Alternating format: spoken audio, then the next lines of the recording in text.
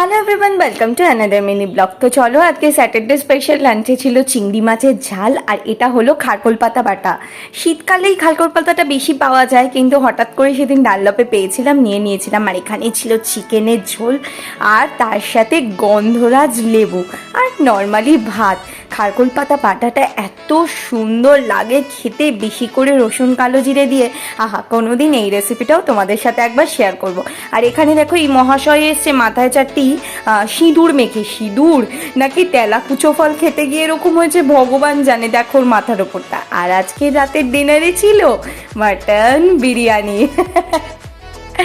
Craving হলে মাঝে মাঝে খাই আমরা, যদিও অভি একদম বাইরের খাবার খেতে ভালোবাসে না। আর আমার একবার সপ্তাহে একটা দিন প্রচণ্ড ক্রেভিং হয়, শনিবার রোববারটা একটু বাইরের খাবার খেতে ভীষণ ইচ্ছা করে। এবার আস্তে আস্তে ওটাও বন্ধ করতে হবে। তো চলো, আজকের মধ্যে এইটুকু, দেখাবে নেক্সট।